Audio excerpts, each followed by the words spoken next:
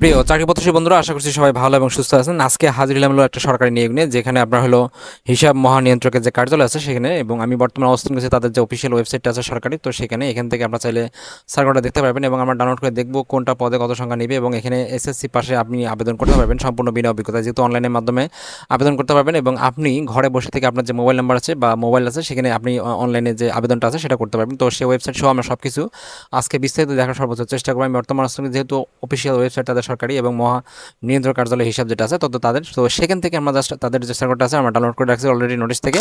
আপনার চাইলে তাদের যে নোটিশটা আছে সেখান থেকে আপনার সরাসরি ডাউনলোড করতে পারবেন এবং আমরা সেখানে ডাউনলোড করে নিয়ে রাখছি। আমরা জাস্ট ওপেন করে দেখবো। এটা হচ্ছে তাদের হলো নিয়োগটা, এবং এই নিয়োগটা হচ্ছে তাদের পুরোপুরি যে নিয়োগটা আছে 575 জন।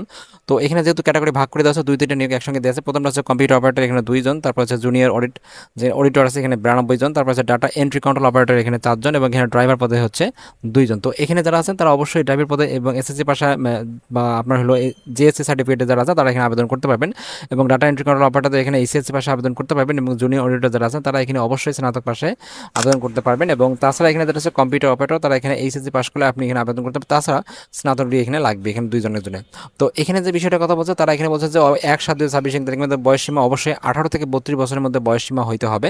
এবং এখানে যে বিষয়গুলোর কথা বলছে আরও একটা নিয়োগে, সেটা হচ্ছে যে অবশ্যই আপনাকে যে সেকেন্ড যে নিয়োগটা আছে সেটা হচ্ছে স্টার্টার যেটা আছে, অর্থাৎ স্টার্টার এখানে 40 জন নেবে, এবং অফিস সহায়ক যেটা আছে 57 জন। অফিস সহায়ক যারা আছে তারা এখানে এসএসসি পাস করলে আবেদন করতে পারবেন, এবং তারা এখানে মাধ্যমিক দুইটা যে পাস করবেন, সেটা হচ্ছে স্টার্টার যেটা, এটাতেও আপনি এসএসসি পাস করলে এখানে আবেদন করতে পারবেন। তো তারা এখানে যে অফিসিয়াল যে ওয়েবসাইটের কথা বলছেন যেখানে আবেদন করতে পারবেন, cga.teletalk.com.bd, এই ওয়েবসাইটে আপনাকে অবশ্যই আবেদন করতে হবে। এবং এখানে তারা 18 থেকে 32 বছর বয়স পর্যন্ত করছে, এবং তারা এখানে যে বিষয়ের কথা বলছে অবশ্যই আপনাকে এই ওয়েবসাইটে আবেদন করতে হবে। এবং সেটা হচ্ছে যে অবশ্যই আবেদন যে শুরুর তারিখ সেটা হচ্ছে 6/8/2026 তারিখ, এবং আবেদন জমার তারিখ হচ্ছে 27/8/2026 তারিখ। অর্থাৎ আপনি সামনে যে পুরো মাসটা আছে সেটা আগস্ট মাসটা পুরোটাই পাচ্ছেন। এবং তাছাড়া যে তৃতীয় যে নিয়োগটা আছে আমাদের এখানে, সর্বশেষ নিয়োগটা এখানে হচ্ছে অডিটর 11 গ্রেড, এখানে 378 জন লোক নিয়োগ দেবে। আপনি এখানে ন্যূনতম সিজিপিএ 4 পয়েন্টের মধ্যে অবশ্যই আপনাকে 3 পয়েন্টের কাছাকাছি পাইতে হবে। তো এখানে তারা জিপিএ উল্লেখ করে নাই, সিজিপিএ 4-এর মধ্যে হইতে হবে। অর্থাৎ এখানে তারা বলছে যে মূলত আপনি এখানে ডিগ্রি থেকে আবেদন করতে পারবেন না, আপনি